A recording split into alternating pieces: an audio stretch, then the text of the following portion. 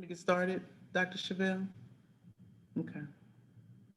Good morning, everyone, and welcome to the Central Texas Association of Black Social Workers.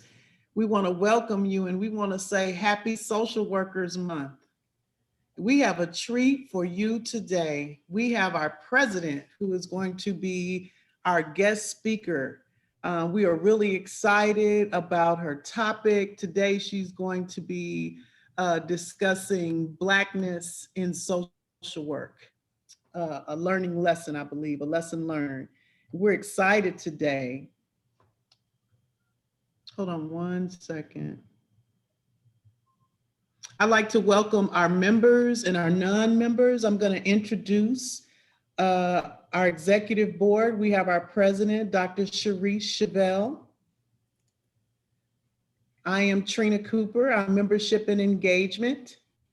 We have Marie Hines, who is our public relations. We have Pamela Twitty, who is our vice president, excuse me. We have Jamie, who is our secretary.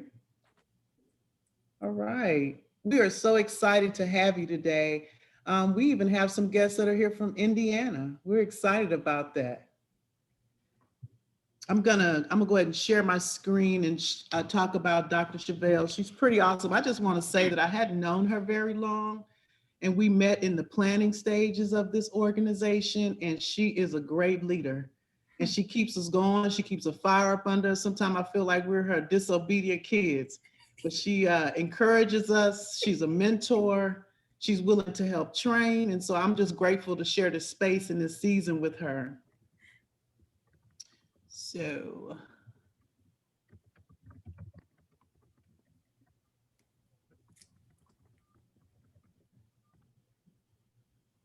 hold on one second. Dr. Shavel is a Christian woman of African descent, a native of New Jersey and a resident of Waco, Texas for the past 2 years. Dr. Sherece Shavel is an inaugural president of the Central Texas Association of Black Social Workers. She currently serves as assistant professor of social work in the School of Social Work at UT Arlington, contributing faculty member in the College of Social and Behavioral Sciences at Walden University. Dr. Shavel holds a bachelor's in social work from Seton Hall University, a master's in social work administration, policy, and planning from Rutgers, the State University of New Jersey, and a PhD in human services with a criminal justice specialization from Walden University. Her credentials include certification as a forensic social worker, licensure as a master social worker, LMSW, in 3 different states, including Texas, and Human Services Board Certified Practitioner, which is a national designation. Dr. Shavel's career exceeds 20 years of professional social work in areas of counseling, case management, teaching, program development, and administrative leadership. She performed in various correctional settings before transitioning to higher education to prepare individuals for advanced social work practice utilizing both traditional and remote learning and structures. Since 2013, Dr. Shavel has contributed to the Behavioral and Health Sciences as well as the NASW Texas Annual Conference. Dr. Shavel has a perspective grounded by our underlying attitude of resilience and determination.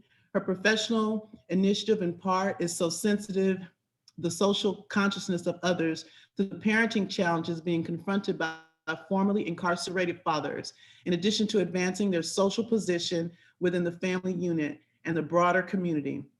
As an educator, she strives to instill hope and passion for the critical causes grounding the social work profession in hearts and in minds of every student, advancing both social justice and social change. As a Christian believer and follower of Jesus Christ, she upholds the integrative perspective and the standards of righteousness, justice, reconciliation in every facet of her practice as a growth-focused, resilience-minded forensic social worker.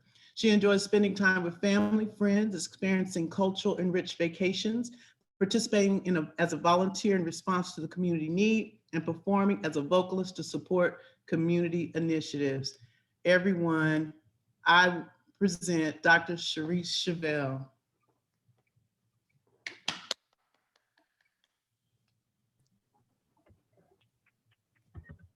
You're on mute. I apologize. Hi, everyone. Thank you so much, Trinia. I am going to, Jamie, if you don't mind, if anyone comes through the, it comes into the room, if you don't mind admitting them. Yeah, I appreciate that. Well, I'm going to share my screen and um, I tend to have problems with technology when I'm sharing. So I'm going to make sure that I don't have any issues and I'm going to turn my video off when I share.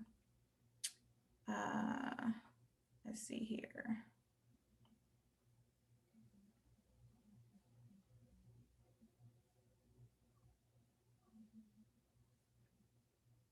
All right. Can you all see my screen? Yep. Okay, wonderful. All right. Okay, so thank you so much. Thank you all for joining on this, joining in on this virtual discussion in celebration of Black history and in celebration of social work. I intended for this talk to focus on honoring both um, Black History Month as well as Social Work Month, which began on March 1st. I also intended for this talk to be brief and as well thought provoking. So, what I have prepared is a synopsis of things I've contemplated and chatted about incrementally over time with different people. And this is not an academic talk, but rather a prelude to an open discussion, excuse me, about one resonating principle, which I've called a lesson that has been demonstrated through the lives of social activists, social service workers in our history.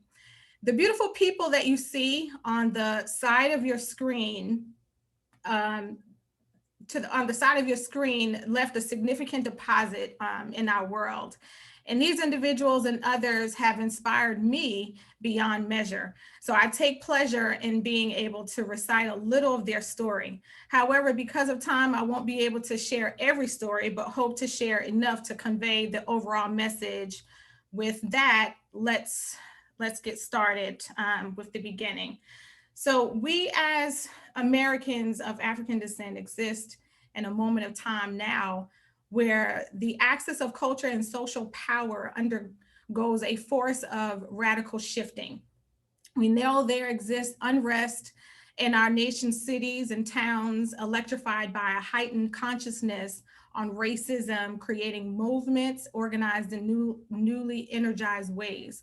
However, this depiction is not new to our experience of living in America. For decades, we've struggled for the cause of freedom with hope clenched to our chests, believing that one day we will be free. We are still doing that now. Before social work was coined social work, we fought for the collective well being of those in our homes, in our neighborhoods, and in our communities. We're still doing that now. And yes, for decades, we've been met with defeat. And yes, in present times, we are met with defeat. But yes, we must keep going because there is still work to be done. The social activists of yesterday believed that defeat was only temporary and knew that in order to get to overcome, they couldn't be done. And so we are to hold on to that same belief now. Social activists of yesterday could not wallow in discouragement, but instead took a dive in the pool of wisdom to chart a new course for winning. And we are to keep doing that even now. So, in the words of the late and great Shirley Chisholm, defeat should not be the source of discouragement, but the stimulus to keep plotting. I use I use her words as the segue to reciting commentary informing us about the legacy of Blackness that existed across the lives of some social work pioneers. So I invite you to tune your ear and listen as I read a few brief accounts. William Steele, 1821 to 1902, abolitionist, writer, conductor on the Underground Railroad. William Steele helped 649 people escape from slavery, one of them his own brother. His mother was a Maryland slave who managed to escape, but was forced to leave two of her four children behind. One was the brother Steele, later rescued. William Steele received little formal schooling and had to teach himself to read and write. In 1844, he traveled to Philadelphia where he found employment with the Pennsylvania Society for the Abolition of Slavery. Shortly afterward, he became a conductor on the Underground Railroad. For the next 14 years, Steele maintained a safe house or station for runaways passing through Philadelphia. He also kept a record of their escapes. The purpose was to enable friends and relatives of runaway slaves to locate them. Moreover, Steele was determined that a history be kept of their suffering. Such records were dangerous to keep. Not only could they be helpful in locating escaped slaves, they could also be used to send William Steele to prison. Slave stealing was a serious crime, and the records provided proof of Steele's activities. In 1872, William Steele incorporated his records into a book called The Underground Railroad.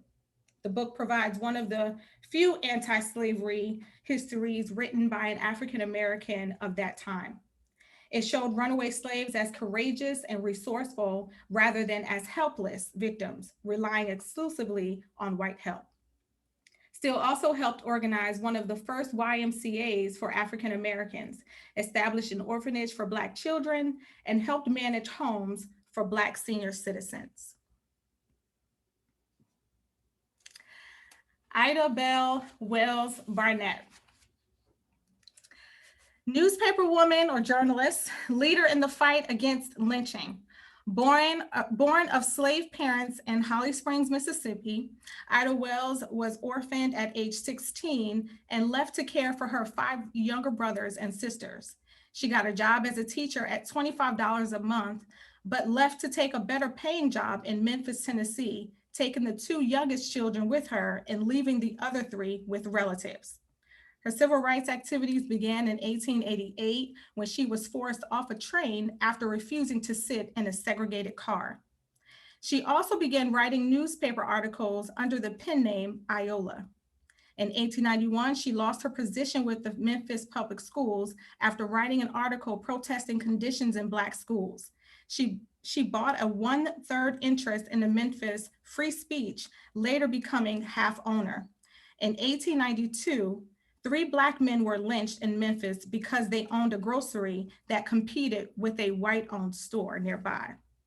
Wells responded by writing an editorial that condemned the white leadership in Memphis and recommended that all African Americans leave the city. In response to the editorial, hundreds of Blacks moved away and thousands of others began boycotting white businesses. Shortly afterward, a mob destroyed the offices of the Free Speech and made it clear that Wells, who was in New York at the time, would be killed if she returned to Memphis. After being hired by the New York Age, Wells began investigating lynchings and wrote a feature article which charged that most lynch victims were not criminals, but were killed primarily to maintain white domination. 10,000 copies of the New York Age were printed and distributed across the country. 1,000 issues were sold in Memphis alone. Soon afterward, Wells began lecturing on the subject, traveling to England and Scotland, where she successfully gathered public support condemning the practice. In addition to her anti-lynching campaign, Wells helped publish The Reason Why the Colored American is Not in the Columbian Exposition, a pamphlet attacking the 1893 Chicago World's Fair for its segregationist policies. She also set up the Negro Fellowship League to provide housing and employment help to Black men, established the Alpha Suffrage Club to promote voting rights for Black women, and was one of the founders of the NAACP. In 1895, she married Ferdinand Barnett. However, lynching remained her first concern. Her 1895 comprehensive report on the subject, A Red Record, provided a history of lynchings in the United States since the Reconstruction era. She also successfully prevented a man named Steve Green from being extradited to Arkansas, where a mob had threatened to burn him, kept an innocent man from being executed in Illinois, and personally investigated the 1918 riot in East St. Louis, Illinois, which killed 150 African Americans. Excuse me.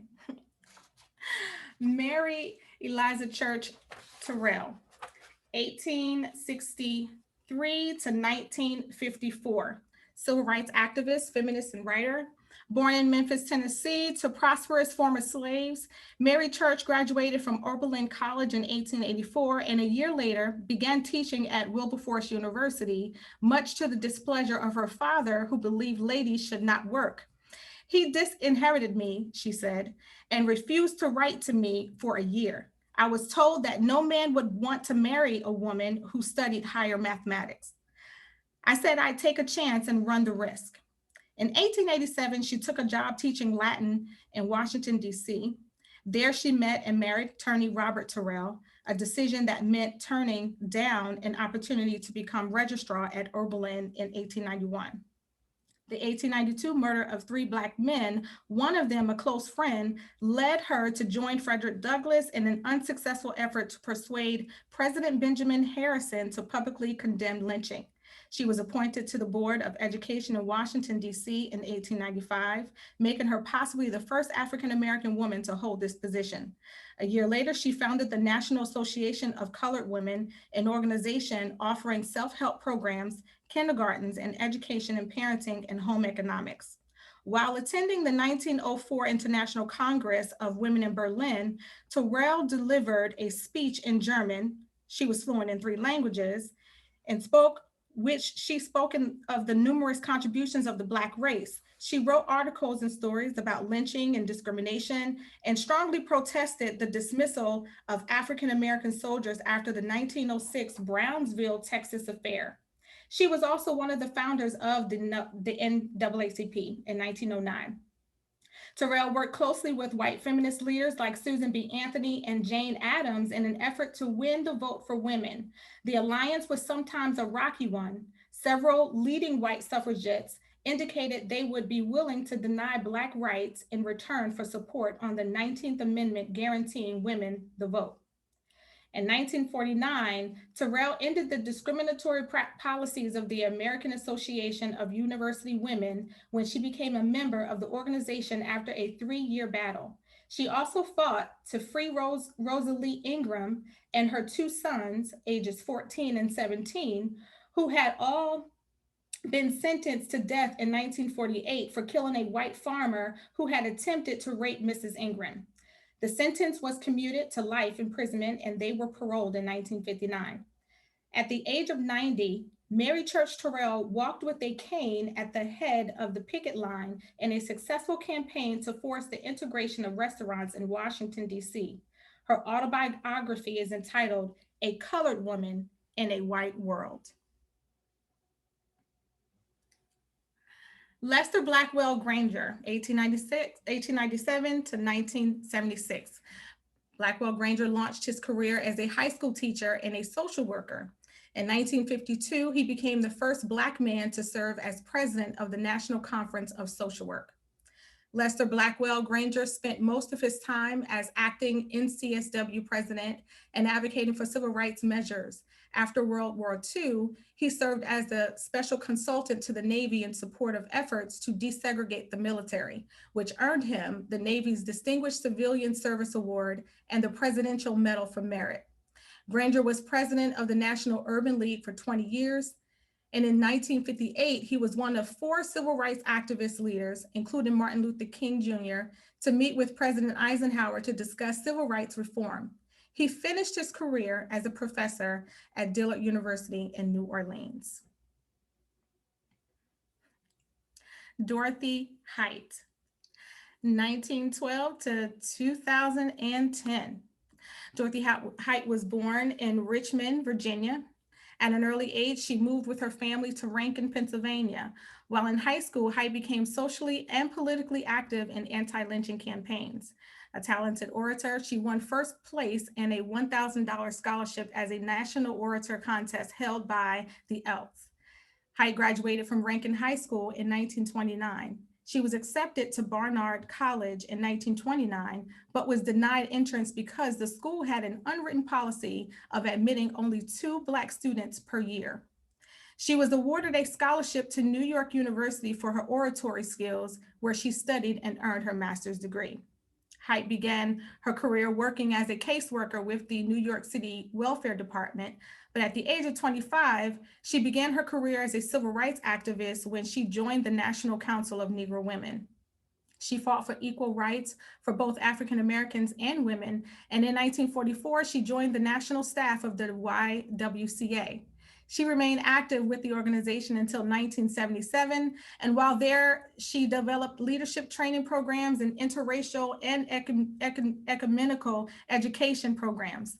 In 1957, Height was named president of the National Council of Negro Women, a position she held until 1997. During the height of the civil rights movement of the 1960s, Height organized Wednesdays in Mississippi, which brought together Black and white women from the North and South to create a dialogue of understanding.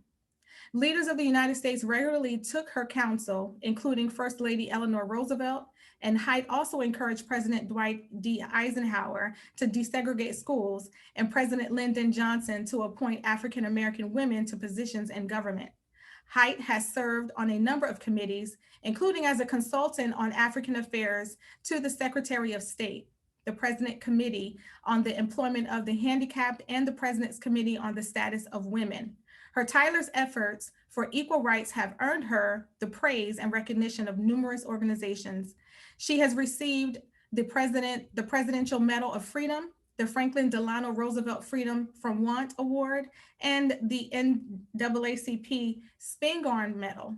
She has also been inducted into the National Women's Hall of Fame.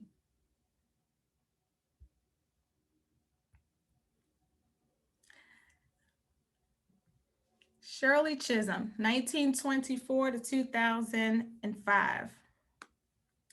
Shirley Anita Sight Hill Chisholm was the first African American woman in Congress and the first woman and African American to seek the nomination for President of the United States from one of the 2 major political parties in 1972. Her motto, entitled her autobiography, Unbossed and Unbought, illustrates her outspoken advocacy for women and minorities during her 7 terms in the U.S. House of Representatives. Born in Brooklyn, New York on November 30th, 1924, Chisholm was the oldest of 4 daughters to immigrant parents, Charles St. Hill, a factory worker from Guyana, and Ruby Seal St. Hill, a seamstress from Barbados. She graduated from Brooklyn Girls High in 1942 and from Brooklyn College cum laude in 1946, where she won prizes on the debate team. Although professors encouraged her to consider a political career, she replied that she faced a double handicap as both Black and female. Initially, Chisholm worked as a nursery school teacher. In 1949, she married Conrad Chisholm, a private investigator. She earned a master's degree from Columbia University in early childhood education in 1951. By 1960, she was consultant to the New York City Division of Daycare. Ever aware of racial and gender inequality, she joined local chapters of the League of Women Voters, the National Association for the Advancement of Colored People, NAACP, the Urban League, as well as the Democratic Party Club in Bedford-Stuyvesant, Brooklyn. In 1964, Chisholm ran for and became the second African American in the New York State Legislature after court-ordered redistricting created a new, heavily Democratic district in her neighborhood. In 1968, Chisholm sought and won a seat in Congress. There, Fighting Shirley introduced more than 50 pieces of legislation and championed racial and gender equality, the plight of the poor, and ending the Vietnam War. She was a co-founder of the National Women's Political Caucus in 1971, and in 1977 became the first Black woman and second woman ever to serve on the powerful House Rules Committee. That year, she married Arthur Hardwick. Discrimination followed Chisholm's quest for the 1972 Democratic Party presidential nomination. She was blocked from participating in televised primary debates, and after taking legal action, was permitted to make just one speech. Still, students, women, and minorities followed the Chisholm Trail. She entered 12 primaries and garnered 152 of the delegates' votes, which is 10% of the total, despite an underfinanced campaign and contentiousness from the predominantly male Congressional Black Caucus. Chisholm retired from Congress in 1983. She taught at Mount Holyoke College and co-founded the National Political Congress of Black Women. In 1991, she moved to Florida and later declined the nomination to become U.S. Ambassador to Jamaica due to ill health. Of her legacy, Chisholm said, "I want to be remembered as a woman who dared to be a catalyst of change."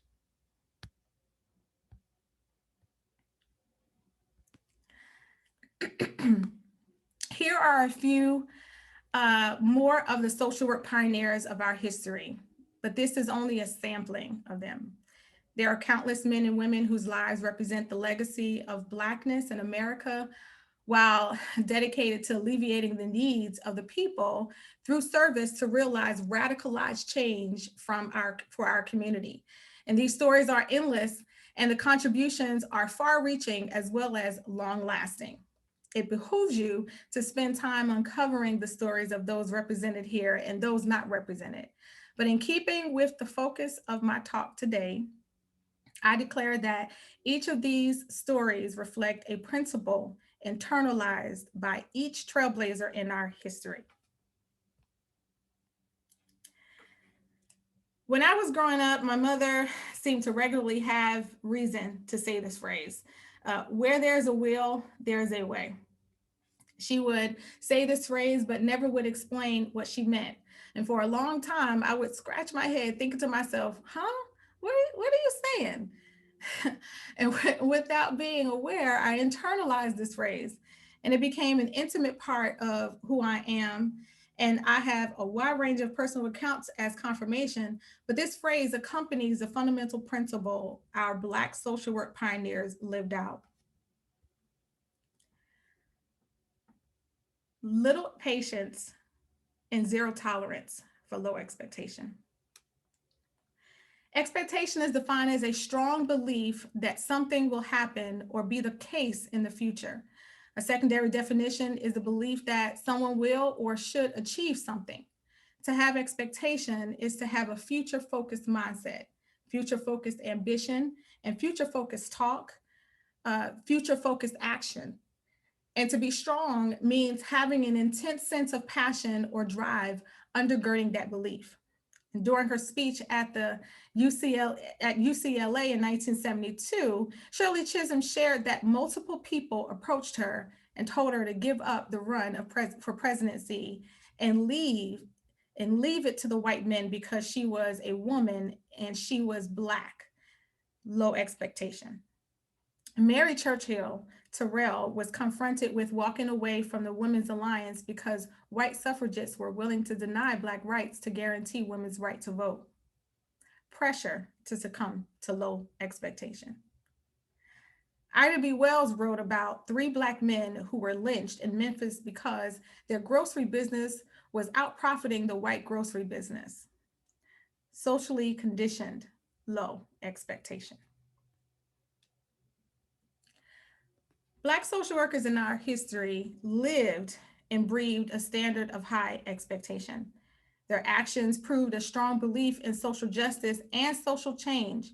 More importantly, their actions and unrelenting fight supported an unwavering belief in who they were as human beings, who they were uncompromisingly going to be as Black Americans, and what they were going to do to demand respect, dignity, equality, and the like in a twisted society, a prideful display of high expectation.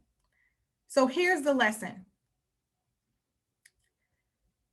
For our community to progress, we must adopt a zero tolerance policy on low expectation.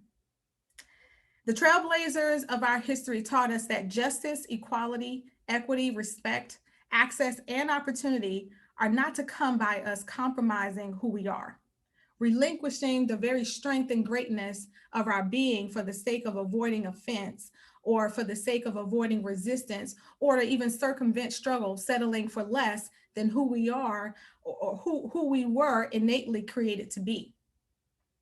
Progress is not an option. but we make it an option when we kid ourselves by embracing low expectation as a viable option. When we do this, we usher in the byproduct of low expectation, mediocrity. The byproduct of low expectation, the quality or state of our life, our activity, our work, our talk becomes subject to this condition, to the conditions of mediocrity, uninspired, unsatisfying, of low quality, useless, if not worthless. When we accept, live by low expectation, it eventually becomes part of our mindset, and we begin flirting with mediocrity, reasoning to assign its characteristics to our way of being until inferior position is conditioned normal. While working as a residence administrator over the 4.5 years at North Carolina A&T, I expected my staff to make ongoing effort to grow personally and professionally, and often challenged them to do just that. I had a staff team of 12, and one person in particular seemed to become increasingly dissatisfied with being on my team. It was evident our working relationship was significantly strained. And to make a long story short, during one of my supervision meetings, I actually dared to ask this person to share with me about their experience as related to the tension. And very candidly, this person looked me right in my face and said, "You keep trying to get me to grow, and I don't want to grow. I'm content where I'm at." Hearing that sent a shock to my system. I never heard, I never heard that before, and I didn't know what to do in response because it was so contrary to my way of thinking and being. And at that very moment, I became aware that there was a clash of expectation. One of us operated from a position of low expectation, and the other operated from a position of high expectation. The low standard came across in this person's actions and interrelating with others, which brings me to expound on one of my previous comments, one of my previous points. When low expectation becomes the standard, there are direct and indirect consequences. Low expectation of self, low expectation of others, low expectation for self and others, and low expectation for systems and structures. Can you imagine what life would be, what life would have ended up being for the 649 people rescued from slavery if Will still believed those people should not be free, or that he was not capable of helping them to be free, or even believed that slavery could not be abolished? What if Shirley Chisholm believed she could not become the first African American Congresswoman because she was a woman? What if Ida B. Wells did not believe she could write, and that her writing would not bring social change? When low expectation is the standard, it means that there is low expectation of self, of others, for self and others. For self and for others, for instance, if challenged by something, it's okay to do whatever is necessary to not have to meet the challenge, and you expect others to respond in the same way. It also means you have low expectation for systems. You might say something like, well, I know this organization is unfair to Black people, so I might as well get ready and accept being treated unfairly. And low expectations for structures, well, since I live in this Black neighborhood, I know, well, you can fill in the blank. There are a lot of instances like that. I'm pretty sure you had one of them come to mind. Well, in this case, well, let me just say this. In case you didn't get it yet, here's the one lesson. Little patience and zero tolerance for low expectation. Our Black pioneers, through their courageous, tenacious social service efforts, gave us resounding reminders that the state and quality of our Blackness is greatness, nothing less. We must act like we have greatness as part of the very nature of our being. We must see like it. We must talk like it. And we must require it interrelationally. Do we as a community, and this is a question, do we as a community have the inclination to succumb to the conditioning of mediocrity?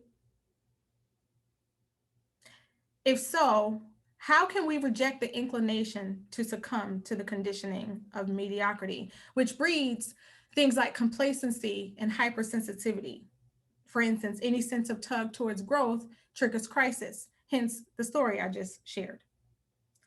How can we reject the inclination to succumb to the conditioning of mediocrity, which breeds lack of resilience, bitterness, regret, jealousy, envy, and all manner of illogical reasoning and behavior?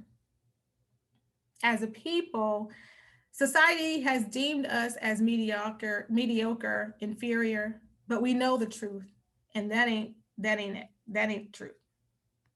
There's a perspective that says, and I just recently came across this, in order to love yourself, experience absolute acceptance, and gain opportunities to experience joy, you need to have low expectations. Low expectation is being advertised as the secret to happiness and compassion. Can you believe that? So, in the voice of Flavor Flav, a Public Enemy, for those of you who know, don't believe the hype. Don't believe the hype. Remember, progress is not an option, and therefore, low expectation cannot be the standard. So, what happens if we do not choose zero tolerance for low expectation? If we choose not to hold to a standard of zero tolerance, we can begin to see or continue to see deterioration, the devolution of our community. For example, absence of leadership, not just in our own neighborhoods, in our own communities, but in various regions across the country, and our nation as a whole. We can expect to see an absence of representation for members of our community. We may also expect to see reversal of the progress made in history. Is it worth it to have low expectation, to experience or to see that? So how do we continue this legacy of zero tolerance and little patience for low expectation? Here are 3 simple ways you can continue the legacy of Blackness and social work, as our pioneers in social work have demonstrated through their own lives. Number 1, we can the can't.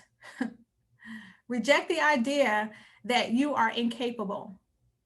And I find myself having to have this conversation with my students often. You are capable.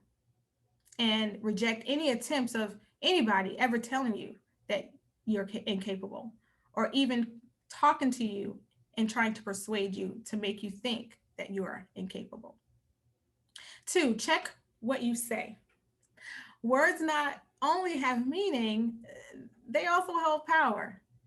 So be sure what you say does not perpetuate a standard of low expectation. Be sure that you're not perpetuating not just low expectation, but anti-Black language. And 3, be a neighbor. Dare to search for opportunities to serve, to focus on a life other than your own to bring change. This in a self-serving culture, it's all about self, and is a challenge to see beyond that. Please mute your mic.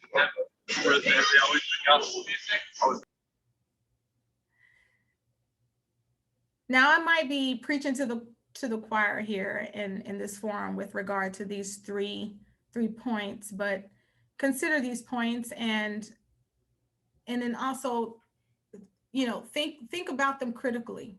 So will you dare to be different? Will you dare to stretch beyond yourself and even beyond your family for the sake of building community, for the sake of changing community, for the sake of making community better? So in other words, will you be a neighbor? The men and women of our history, our social activists, social workers, this is what they did. And they did so much more. Now, this is just 3 points, but there are other points to take into consideration. But I challenge you to take these things into consideration as I move us into the point of our discussion. And so with that, I would like to offer these question prompts for open discussion. In what ways have you personally invited, permitted, or habituated to a standard of low expectation? How has low expectation been manifested in your own personal and professional life journey? Why might the African American community be inclined to accept beliefs, attitudes, and actions that represent or perpetuate low expectation? What sacrifice is necessary and should be expected to take a zero tolerance standard on low expectation? What happens if we continue without a zero tolerance standard? And where do you fall short? What are you going to do about it? So these questions, they are prompts for open discussion. You can answer one or all, or you can choose to give different thoughts with regard to this conversation. I give the floor over to whoever is willing or wanting to speak at this time.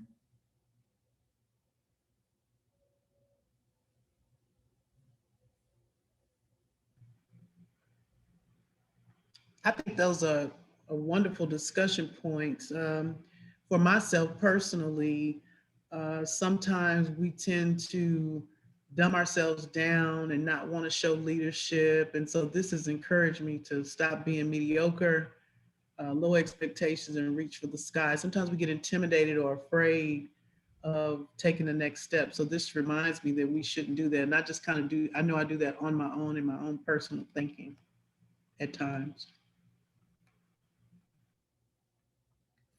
Thank you for sharing that.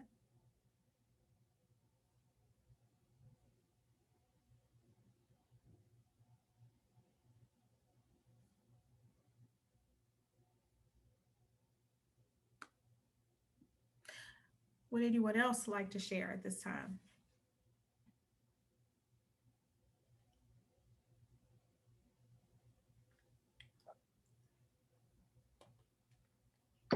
I just want to say, I do think it was a good, I guess, point that you raised, but I do think that I have, I guess, perpetuated that idea, or maybe not challenged it. I was thinking about the first point, where you're asking, how have you personally invited or permitted that? And I specifically, this was maybe around November, had a discussion with one of my brother-in-laws, and it was back and forth and it was heated. But the biggest thing was, I was like, we could talk about the bad and what is happening and the negative in the community all day, but what do we do now? And the conversation was heated, because I was like, well, what are you doing? Like, what do you do on a daily basis? And so we went back and forth. But even thinking now, like, his expectation was low for the Black community, but then like, like, we're not going to change, blah, blah, blah, it's too difficult. But then I think even me kind of resounding at the end of the conversation was just kind of like, what do you do? That's as a person who's educated and is trying to be a part of multiple organizations to address change. But you kind of get to this, well, what can we really do? Because the question I think you're asking is a change in a way of thinking, not just doing tasks. And that's a big deal. So that me thinking about that right now, I was just like, well, how have I helped in changing thinking? And in that, I'm like, I don't know. I do a lot of tasks, but I want to, if we can change mindset, that's a generational change. So one, thank you for bringing that up, but just reflecting on my own self. And then that conversation, it immediately made me think about that, because I was like, oh my goodness, this is, how can we have conversations that are different from that, where the mindset is different, Mm-hmm. you for sharing. I appreciate that example as well. I have plenty of examples in my own life where I have had to challenge my own self. This is something that I've uh, grappled with for a long time, just with my own, just within my own family. You know, this idea of low expectation and, you know, the challenge of having to, you're being confronted by external um, forces, if you will, that is trying to project low expectation on you and wanting you to surrender to that. And then, you know, fighting against, resisting, you know, to accept, you know, low expectation, or just moving and being in a position of, or being okay with being mediocre. We think about not just in our own personal lives, we just think about the different experiences that we have in our culture. We think about the different experiences that we have in the different settings that we find ourselves in, whether it be at work or any other kind of, or any institution or structure that we have to interface with. You know, these things come up, and sometimes they come up when we don't recognize them initially, um, when we're being almost encouraged, or the expectation from the other side is that you need to just kind of just accept, you know, this attitude or this belief, um, that either I have about you or I'm wanting you to have it about yourself. um, if you look at, you know, a lot of the different policies and things that we are right now trying to change, a lot of that comes from the fact that there is this perpetuation that we as a community of African Americans, we need to settle, we need to just be okay with being less than. That's what it is, that's how it is. We just need to accept it and just live with it and move on, and stop trying to change it from being other than, right?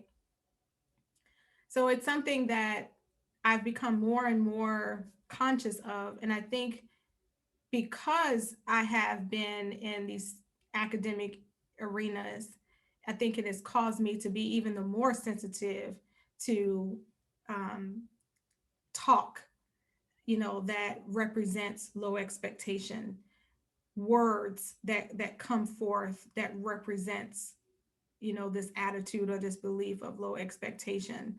Um, and it's not that it's uncommon, it's quite common, and that's the sad thing for me on my end.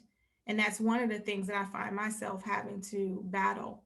And my own area of influence that I have kind of, that I own, is in my own classroom, you know, where I'm constantly rephrasing and changing, or encouraging my students to change the way that they talk, not only just about themselves, but about the people that they are around, the people that they're around, as well as the way that the expectation that they have for different, like I said, institutions and structures and such that they have to interface with. And as opposed to kind of just taking it, we have to begin to be sensitive enough to when we recognize when I myself am putting forward low expectations of myself, and then I'm also responding, or I'm speaking from a position of low expectation, or that whoever I'm talking to is trying to get me to posture myself or to position myself with an attitude or belief of low expectation. Um, it's a challenge, um, but it's not an impossible challenge. It's not an impossible thing. Trania, were you wanting to say something? Yes, I'm sitting here with my daughter. She has joined us. As you can tell, we look like twins. Yeah, My hey. daughter, this is sorry. She has just started her professional career. She has a bachelor's in psychology, so she's working for our social services for our county. And so she was a little frustrated because she wasn't really getting the supervision that she needed. She liked working for the helping people, but I told her that this was just training ground. This is not her last stop. So I'm trying to instill in her to not have low expectations and to seek higher. I'm trying to get her to get her master's in social work so she can progress. So even I have to role model as we sit here and think about that. I was thinking not only for myself, but I had to role model that for my daughter. Now she's 24 years old, but it's still some coaching that's going on there to grab for excellence and not just settle for low expectations. So this is really hit home with me, and it's going to have me thinking in a different mind frame, because I know my previous employer didn't really think. Initially I was encouraged to grow, but as administration changed, that encouragement stopped. And so I knew after 15 years it was time for me to move on. So this really hits home with me. And like you said, the words that we speak, and it's a mindset, because we should always strive for greatness and never settle for anything less. I appreciate you for saying that. And as you were talking, I was thinking about recent instances where I don't know if you've ever had this. If you're sharing something and it's maybe it's accomplishment or something that you've achieved and you may be celebrating, but you're doing it publicly, you're doing it verbally, you're doing it outwardly. And someone say, "Oh, you did that? Oh, why is that a surprise?" uh, am I not supposed to do something like that? So even those kinds of situations, why is it so shocking to you that I have the ability to do this? Why is it so shocking for you that I have the ability to say that? What's the shock? You know, and so as you were talking, those kinds of instances were kind of coming into my mind, but that speaks to just what I'm saying. Um, the other person, is expecting for you not to do or not to achieve to a certain degree. And then you do it. And it's like, how dare you? Who said that you can? And you're not supposed to be able to do that. You're a woman, you're Black, you're whatever. And for me, I got that a lot being first generation.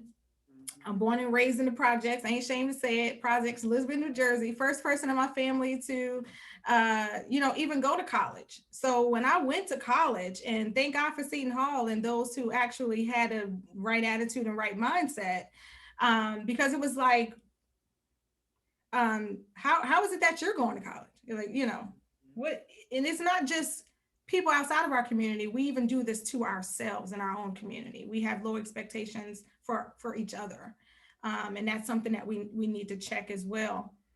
And so I get there, and I'm kind of roaming around campus doing my to do, trying to get to, when I came into college, I was not college ready, so I had to get college ready. And they were bent on making sure I was college ready and getting me to being college ready. But there were people who were saying, "Oh, just let her go back to Elizabeth. She's not gonna make it. Mm. She's from the projects. It's a waste of time. It's a waste of money." Right. So I had to deal with that. So it comes out in so many different ways, not just in the education. I know I've given these educational accounts, but it comes out in a lot of different ways. If you sat and really thought about it, you even do it to yourself. I could think of times when I've done it to myself. Oh, I can't do that, and I'm one that always say, can't, don't exist. Like I said, I've internalized that, where there's a will, there is a way. And it's been that way for a long time, as far as back as I can remember. But I do fall into the mode where I have this tendency to want to settle, and I also have to kind of check that. But not only me checking myself, but learning now to also check other people when they try to project it onto me. When I go to a restaurant, that's another place. You can think about, this idea of low expectation when you go to the restaurant, and you have certain expectations about, what gets dropped off at that table. And the person who may be serving you probably saying to themselves is, it's not that big of a deal. It's, but I'm expecting for it a certain way, particularly if I go to a restaurant and when I go there, I have such a, high experience, meaning it was this great experience and my food was perfect, everything was perfect. And then the next time I go, service just went downhill. And I'm expecting for it to be as great as it was the first time I was there.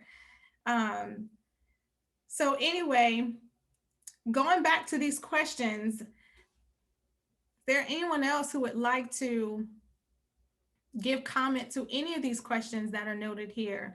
Do you have anything that you would like to share with regard to your own personal experience when you've either invited, permitted, or graduated to a standard of low expectation, or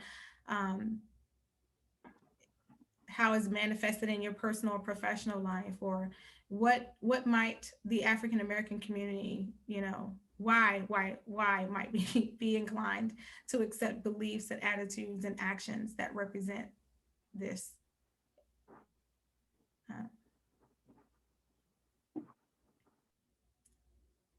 Was someone going to speak? I thought I heard.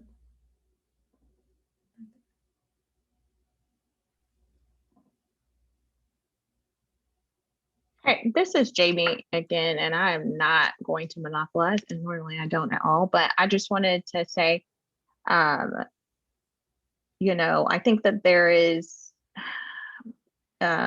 maybe feelings. I was just thinking about like the emotional response in one of the points, like that you made, the discussion points, what sacrifice is necessary and should be expected to take the zero tolerance standard, but like on the receiving end, I think sometimes I just hear in my interactions in work, but also in personal life, I think there's an underlying sense of like, maybe not fear, but maybe trepidation. I don't know what it is. And that we also have to realize that, there's there have been a lot of courageous people before us who, are the first, of us who have done things. And how do we take that courageous step, and how do you instill, courage also into people? Because I think even in, our micro interactions with people, there's, like you said, like there is space to do education or teach people or correct them or even give a point of view. And sometimes internally, I hear people talk about a conflict where it's like, it takes courage to put that out there, to correct or to demystify a stereotype or to combat what people, or if you hear prejudice or something, and I'm not talking about, color versus color, I'm just talking about internally when we are communicating amongst other people who are of African descent or who consider themselves Black. Sometimes you'll hear that. So just one of those things to be aware of. I think at least that made me more aware of that, to know that that is a moment of vulnerability.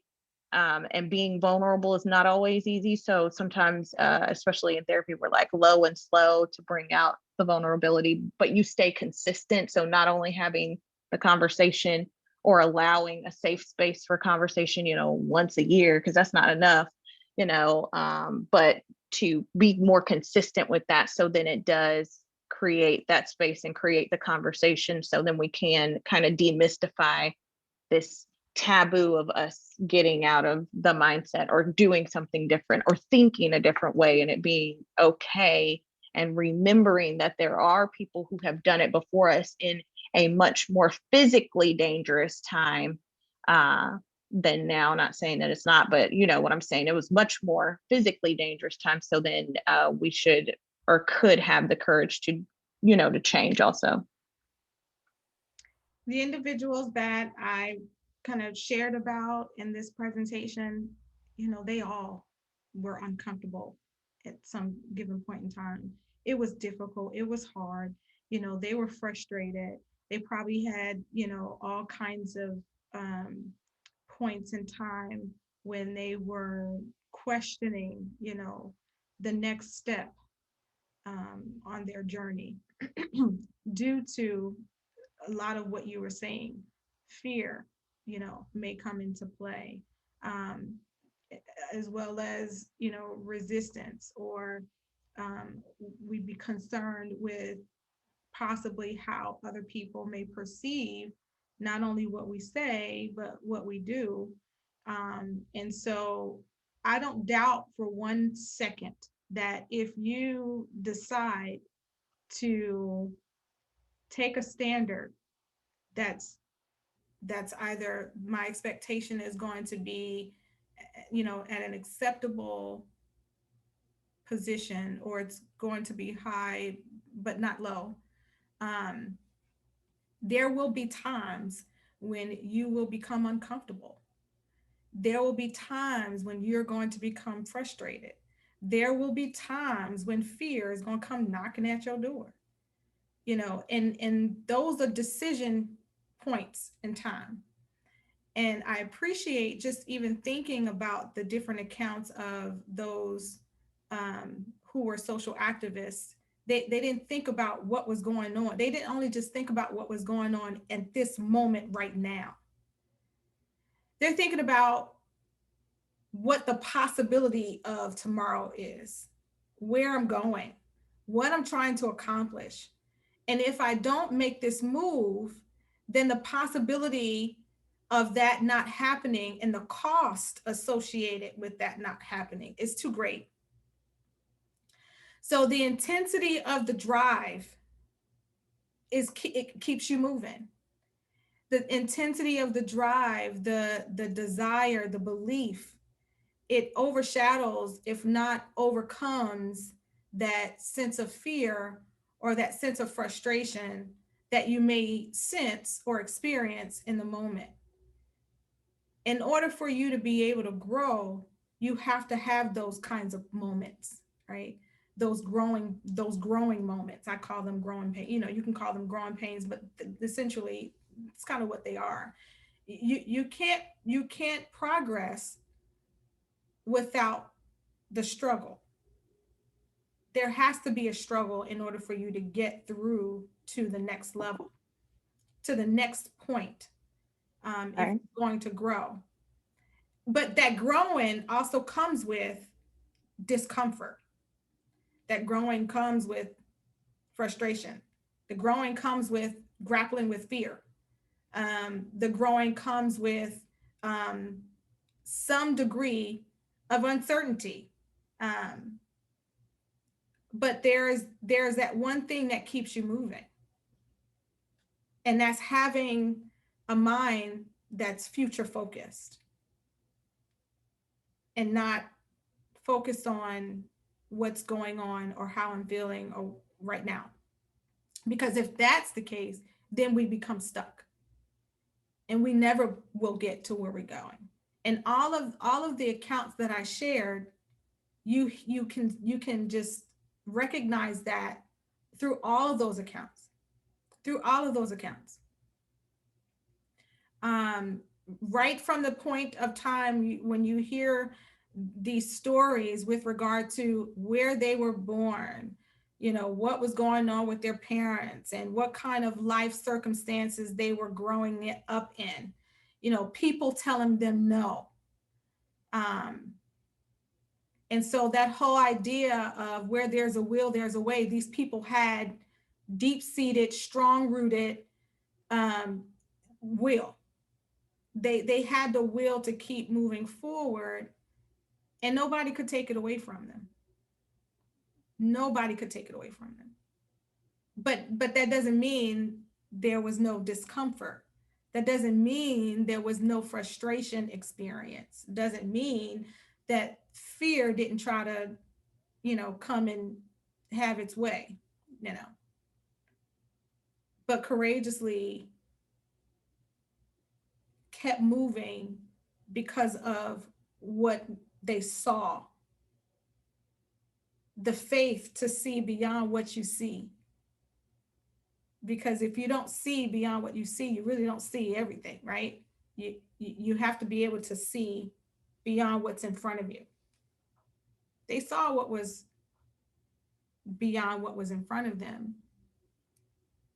So they kept going despite the resistance, despite the frustration, despite the attacks. Shirley Chisholm talked a lot. If you ever listen to any of her speeches, she talks a lot about all the different people that don't like her and don't care for her. And her response is, "I'm gonna do me, you do you," was kind of like her response. But if you're going to interact with me, here is the standard by which we're going to interact. And this is not, unapologetically, you're not going to project low expectation, and I'm not about low expectation. So unapologetically, this is the standard.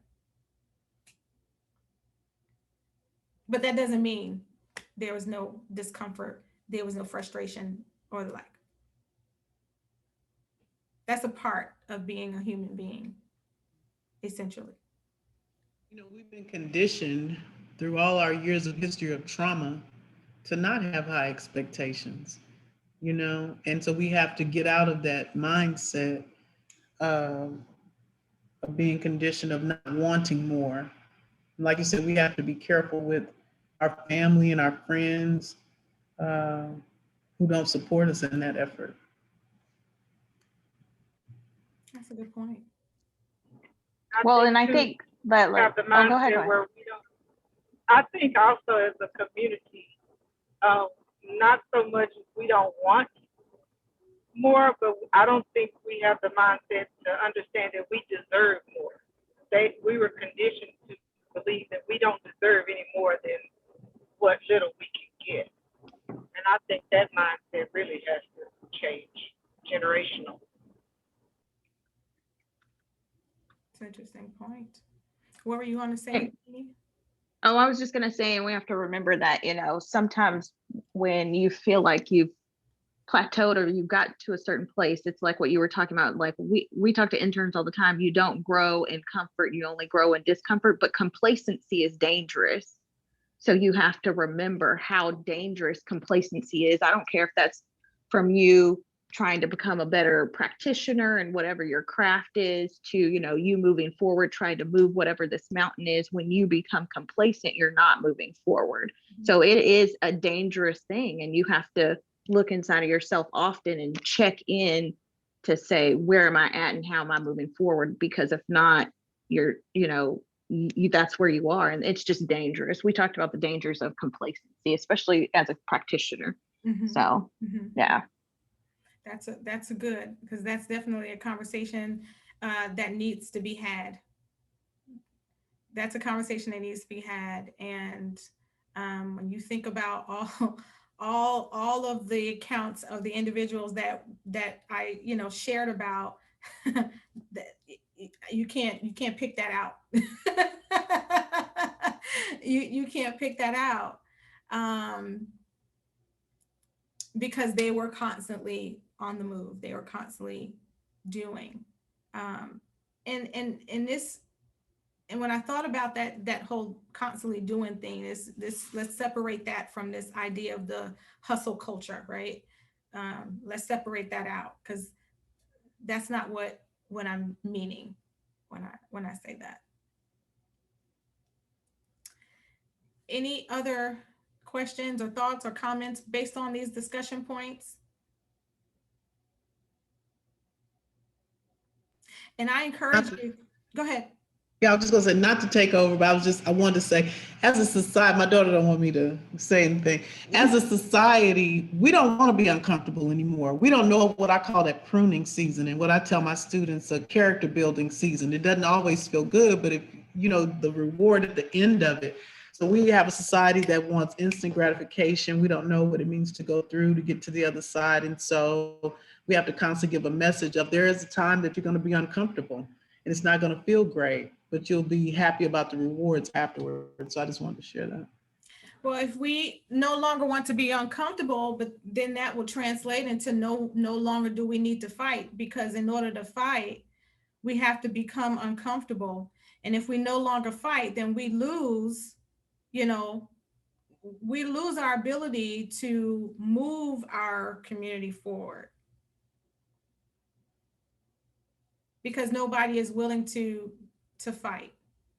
Nobody is willing to stand up for what's right, for justice. No one's willing to do the work of justice. No one's willing to do the work of social change, because the work requires me to become uncomfortable. It requires me to become frustrated. It requires me to have to accept the fact that there may be times where I'm not going to be able to win a battle that I'm fighting. Good morning, good morning, good morning. Good morning. I think of the word courageous when you say all the things that you've been sharing this morning. It takes a bit of courage.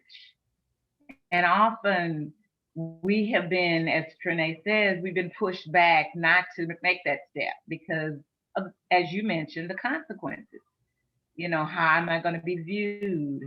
What is the feedback that I'm going to get? So we have to oftentimes not have to look at what the potential consequence might be, but as we say, and what the elders would say, and what our griots and our ancestors would say is we have to look beyond that. We have to look at the future, which is what you were saying, uh, Sherece, in that we can't just get stuck.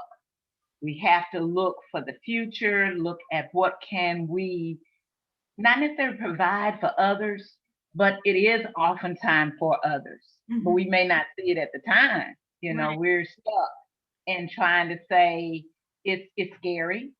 That fear factor is always around us. Think about it, you know, our young people. I think a lot of times that's what they're operating out of is fear. I mean, you can't tell me you're proud to be walking around with your butt showing. You know, there's a lot of fear and anxiety of either I gotta fit in, if Mhm. that's what that's all about, or I don't want to step out. But it's an anxiety level that we really need to figure out how to conquer. But I have been truly impressed, uh, Sherece and family. Y'all are doing it up there in Waco. It's been a wonderful morning for me, and I thank you all for letting me just tip in and to hear your story. So Well, thank I'll shut. you.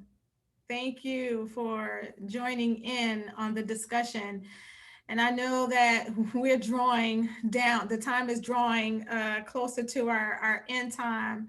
So I am not, and I know we have a few things that we want to do, but before we end, but I just kind of want to leave with this final quote from, this, you could probably can tell I've been a little bit biased in this presentation. Shirley Chisholm is definitely someone that I admire for sure. So here's a quote. You don't make progress by standing on the sidelines, whimpering and complaining. You make progress by implementing ideas. And we all have ideas, right? We all have ideas. We have ideas about how to move forward, about how to make healthy change. And those ideas don't help no one, don't help our community at all if they stay up here rather than be put into action. So, in the words of uh, the late great Shirley Chisholm. Get it together. No.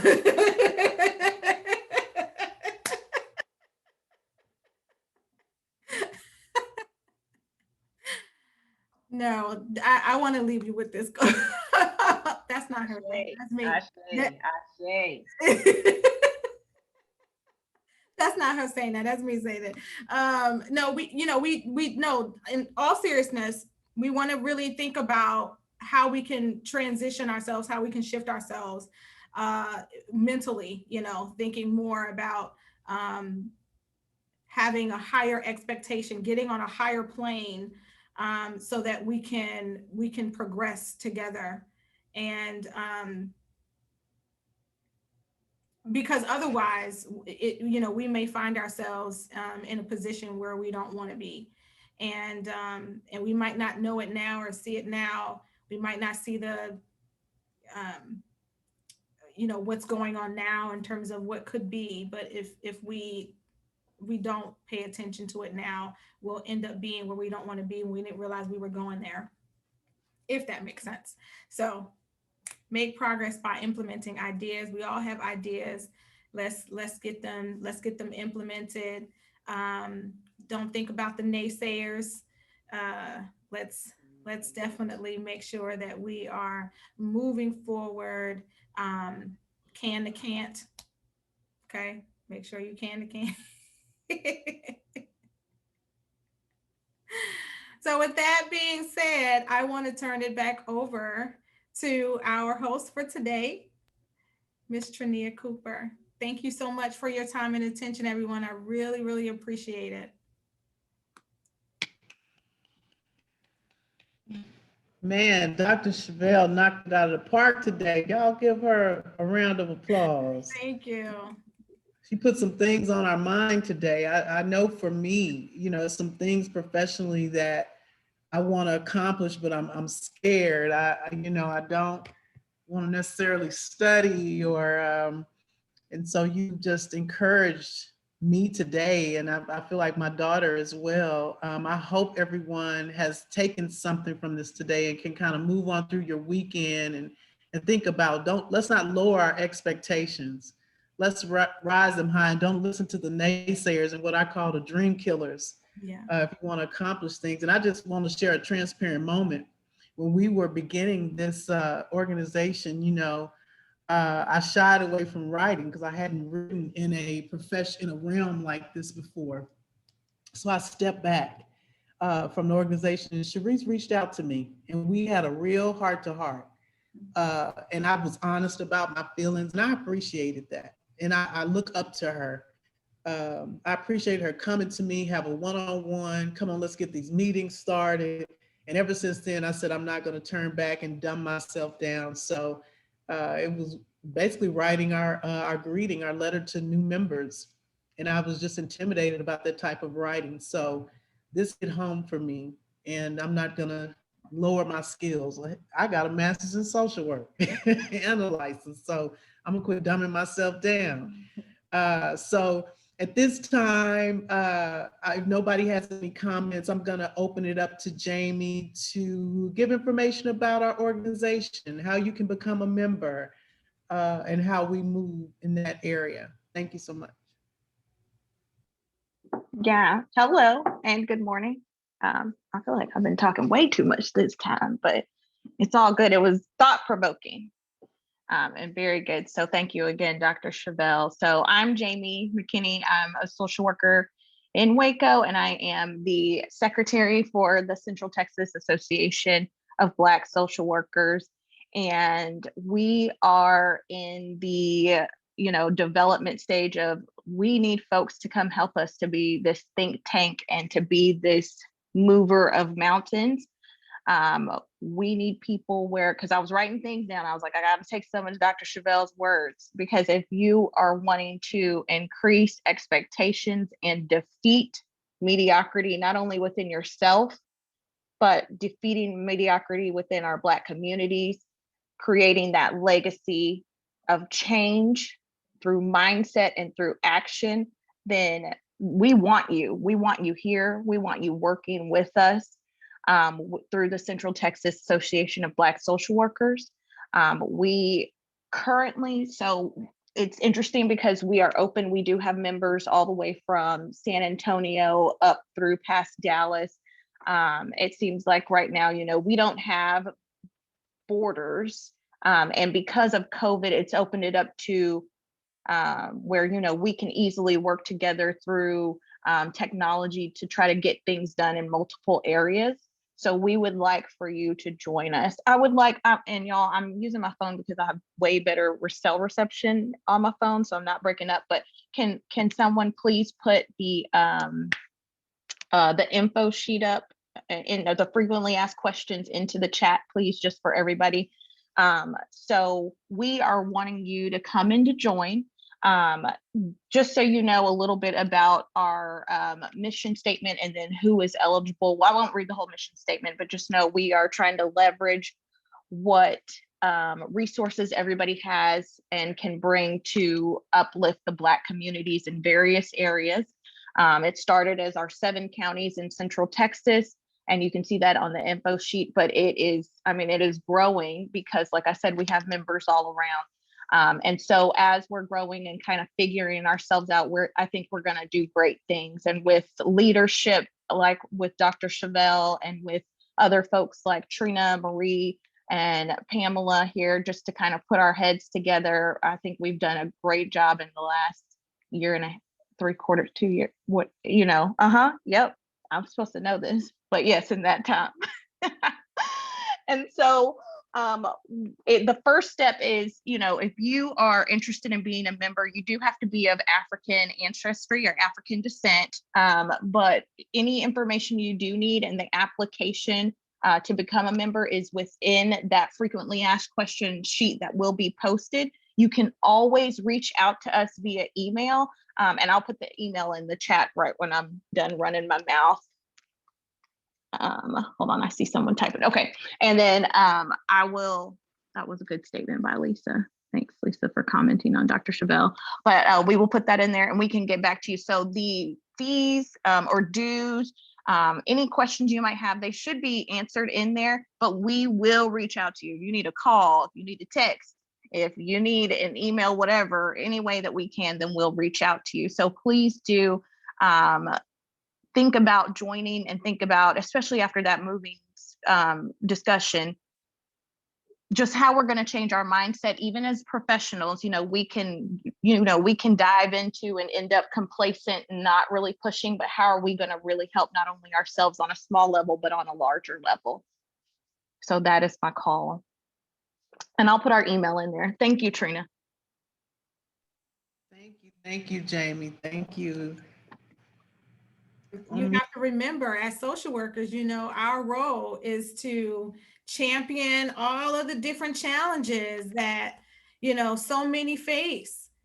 And so to be putting ourselves in a position of low expectation, meaning we can't do what we say we want to do. We committed ourselves to do, which is to help to alleviate and to reduce all of the different woes, right, that we've taken up to try to address. And so that's my final point. Being a social worker means that you have committed yourself to service. And I just hope that in doing that, you don't take it lightly. You don't take it lightly. Because we're literally taking up someone else's life, right? And we are making efforts. We are committing ourselves to help them get to a better place in their life. And if we do that enough, because we stay committed and we have the right attitude, we have the right posture, then imagine how we can change our community for the better. And if we can inspire and encourage other social workers and other people, all the people that we are working with, to have that same growth kind of mindset, future focused kind of mindset, man, we'll be unstoppable. We'll be unstoppable. So Agreed. thank you all for giving me this opportunity to share today. As Jamie said and Trania said, I hope that you were able to take away something from this talk. And I hope not only that you're able to take away something from this talk, but you can do something with it, not just hearing it, but doing something. So what is it that you're going to do about what you heard today? And so I hope that you were inspired and encouraged. And I also hope that I'll see you at our next meeting next month. Thank you. Thank you, everyone, for coming. I do want to tell our members, please stay after. We have a short debrief after our session today, but thank you for coming. Man, this was a thought-provoking session. I enjoyed it. I hope that you got something from it. We're so happy to see you. Have a blessed weekend and look forward to us next month and what we may have in store. Have a great Saturday, you guys. Thank you.